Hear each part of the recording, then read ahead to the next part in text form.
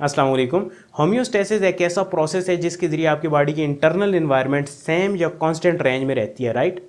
अब ये होम्योस्टेसिस का प्रोसेस कैसे परफॉर्म हो रहा होता है, कैसे कंट्रोल हो रहा होता है, ये आज के इस लेक्चर के अंदर हम कवर करेंगे। इस चीज़ को होम्योस्टैटिक कंट्रोल भी कहा जाता है। So homeostasis is actually controlled by negative feedback. आपकी बॉडी के अंदर जो होम्योस्टेसिस का प्रोसेस है वो नेगेटिव फीडबैक के जरिए कंट्रोल हो रहा होता है। अब नेगेटिव फीडबैक क्या है? आपकी बॉडी के अंदर बहुत सारी इंटरनल कंडीशंस मेंटेन हो रही होती हैं by the process of homeostasis, right. और हर इंटरनल कंडीशन के अकॉर्डिंग एक सेट पॉइंट आपकी बॉडी के अंदर मौजूद होता है। फॉर एग्जांपल टेम्परेचर की अगर हम बात करें तो टेम्परेचर का सेट पॉइंट जो है वो 37 डिग्री सेंटीग्रेड है। यानी आपकी बॉडी ने मान लिया है कि 37 डिग्री सेंटीग्रेड एक आइडियल वैल्यू है और टेम्परेचर को इस आइडियल वैल्यू से ऊपर और नीचे नहीं जाने देना।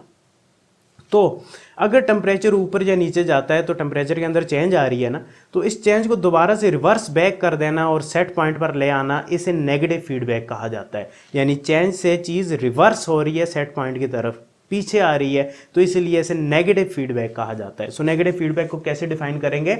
It is a process in which change in some parameters are reversed back to normal और सेट पॉइंट। चेंज जो है उसे दोबारा से रिवर्स किया जाता है इनटू सेट और नॉर्मल रेंज के अंदर। पैरामीटर्स का मतलब यहाँ पर क्या है? कोई भी इंटरनल कंडीशन, ठीक है। अच्छा, सेट पॉइंट को कैसे डिफाइन करेंगे? सेट पॉइंट एक आइडियल वैल्यू होती है आपकी बॉडी के अंदर किसी भी फैक्टर या इंटरनल कंडीशन को लेकर, जिसे आपकी बॉडी होम्योस्टेसिस के जरिए कंट्रोल कर रही होती है, राइट। अच्छा, सेट पॉइंट के अंदर चेंजेस आती हैं और वो चेंजेस होम्योस्टेसिस या बायोलॉजी के अंदर उन्हें हम स्टिमुलस बोलते हैं। So stimulus is a change in internal और एक्सटर्नल एनवायरनमेंट। अच्छा, स्टिमुलस आपकी बॉडी के अंदर भी हो सकता है, चेंज आपकी बॉडी के अंदर भी हो सकती है, चेंज आपकी बॉडी के बाहर के जरिए जो एक्सटर्नल फैक्टर्स हैं उसके ज़रिए भी हो सकता है। जैसे टेम्परेचर की बात करते हैं, बाहर बहुत ज़्यादा ठंड है तो ये एक स्टिमुलस है आपकी बॉडी के लिए, यानी आपकी बॉडी ने गर्म रहना है, 37 डिग्री सेंटीग्रेड तक रहना है, टेम्परेचर को रखना है, तो उस टेम्परेचर बाहर वाले टेम्परेचर को देखकर आपकी बॉडी कुछ चेंजेस करेगी। टेम्परेचर बाहर बहुत ज़्यादा है तो उसके अकॉर्डिंग आपकी बॉडी कुछ चेंजेस करेगी।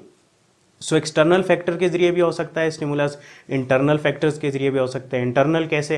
अगर आपकी बॉडी के अंदर बैक्टीरियल इन्फेक्शन है उसके जरिए आपकी बॉडी के अंदर टेम्परेचर राइज हो रहा है, ठीक है, तो ये स्टिमुलसेस आ जाते हैं। यानी चेंज आ रहा है जब सेट पॉइंट के अंदर, सेट पॉइंट को देखकर कोई भी सेट पॉइंट से जब वैल्यू ऊपर या नीचे जा रही है तो ये चेंज है, तो इस चेंज को स्टिमुलस कहा जाता है। अच्छा, जब भी कोई स्टिमुलस होगा, चेंज आएगा, तो उस चेंज को आपकी बॉडी रिसेप्टर्स के जरिए रिसीव करेगी, सेंस करेगी। सो रिसेप्टर्स एक्चुअल में सेंसरी ऑर्गन्स होते हैं, सेंसरी स्ट्रक्चर्स होती हैं, ये सेल्स हो सकते हैं, टिश्यूज़ हो सकते हैं, जो किसी चेंज को, स्टिमुलस को रिसीव करते हैं और रिसीव करने के बाद उन्हें कम्युनिकेट या आगे भेज देते हैं कंट्रोल सेंटर की तरफ। अच्छा, कंट्रोल सेंटर क्या है? कंट्रोल सेंटर एक्चुअल में प्रोसेसर होता है जो उस चेंज को स्टडी करता है, प्रोसेस करता है कि, और फिर उस चेंज के अकॉर्डिंग इंस्ट्रक्शन प्रोवाइड करता है टू अदर पार्ट्स जिन्हें इफेक्टर्स बोलते हैं। सो कंट्रोल सेंटर ब्रेन हो सकता है, स्पाइनल कॉर्ड हो सकता है, एंडोक्राइन ग्लैंड्स हो सकते हैं, डिफरेंट हो सकते हैं, इसलिए मैं मेंशन नहीं करूंगा, डिफरेंट होते हैं डिफरेंट इंटरनल कंडीशंस को लेकर, आगे हम स्टडी भी करते जाएंगे। सो कंट्रोल सेंटर क्या करेगा? उस इंफॉर्मेशन को प्रोसेस करके इफेक्टर्स की तरफ भेजेगा। इफेक्टर्स क्या करेंगे? ऐसे टिश्यूज़ या ऑर्गन्स होते हैं जो काम करेंगे उस स्टिमुलस के अकॉर्डिंग दोबारा से सेट पॉइंट पर लेकर आना उस स्टिमुलस जो चेंज आ चुका है, ठीक है। सो इफेक्टर्स टिश्यू होंगे, ऑर्गन्स होंगे जो कैरी आउट करेंगे action in response to stimulus. ये ग्लैंड्स हो सकते हैं, मसल्स हो सकते हैं, ताकि दोबारा से सेट पॉइंट पर उस चीज़ को लेकर आया जा सके।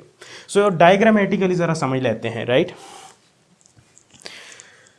ओके, नॉर्मल कंडीशन या सेट पॉइंट आपकी बॉडी के अंदर होता है, ये हम जान चुके हैं।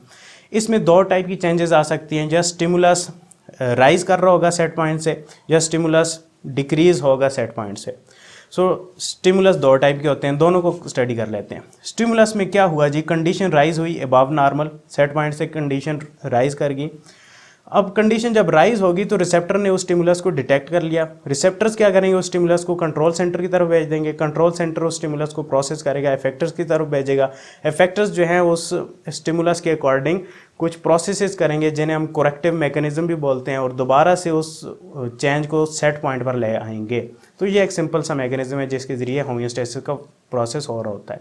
इसी तरीके से स्टिमुलस अगर डिक्रीज़ हो रहा है, यानी चेंज क्या है, स्टिमुलस क्या है, नेगेटिव स्टिमुलस है, सेट पॉइंट में कमी आई है, तो रिसेप्टर क्या करेंगे, उस स्टिमुलस को डिटेक्ट करके कंट्रोल सेंटर की तरफ भेजेंगे। कंट्रोल सेंटर उन इफेक्टर्स की तरफ उस स्टिमुलस उस चेंज के अकॉर्डिंग उन इफेक्टर्स की तरफ इंफॉर्मेशन भेजेंगे जो उसको दोबारा से सेट पॉइंट पर हाई कर सकें।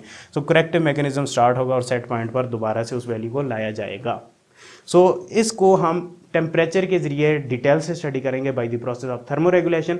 क्विकली एक रिव्यू कर लेते हैं। आज के इस लेक्चर में हमने क्या स्टडी किया, होम्योस्टैटिक कंट्रोल को, यानी आपकी बॉडी के अंदर होम्योस्टेसिस का प्रोसेस कैसे कंट्रोल हो रहा होता है। सो इसमें कुछ चीज़ें हैं जो हमने मेंशन की।